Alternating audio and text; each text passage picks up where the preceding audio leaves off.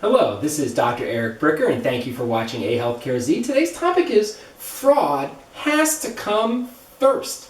And I wrote this about 10% because Marshall Allen from ProPublica has now written multiple articles about fraud on employee health plans. In other words, for commercial insurance, and it's estimated that it's as high as 10%.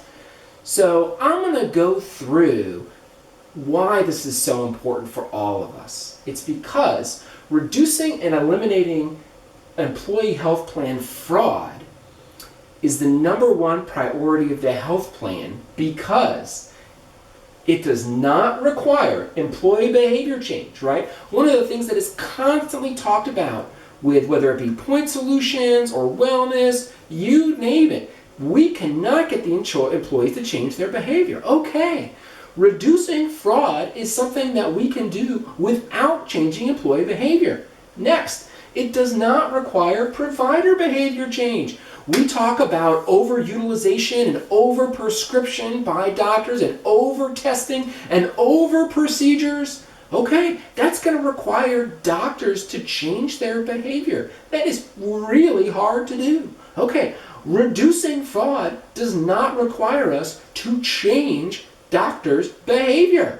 Okay, next up, it gives the employer credibility to ask for future change. Now, we've talked about how whether it's using an on-site, near-site clinic, whether it's using centers of excellence for things like spine surgery, these things require behavior change. And likewise, if we're going to do like value-based payments for doctors and providers, that requires behavior change. Okay, can we really ask the employees and the doctors to change their behavior when we, in running our own health plan, haven't reduced or eliminated the fraud?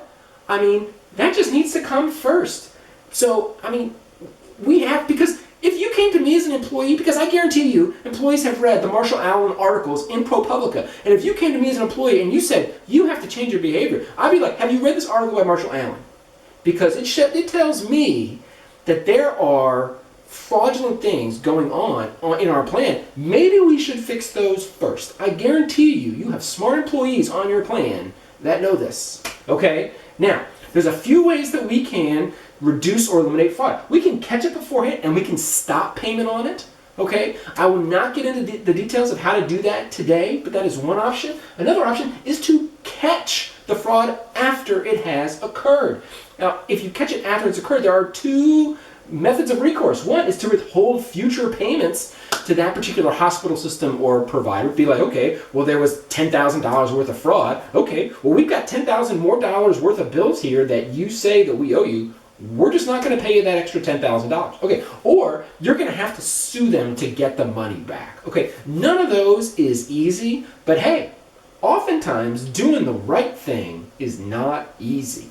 Okay, now, the health plan has to clean its side of the street first before we ask employees or dependents or doctors or hospitals to change their behavior.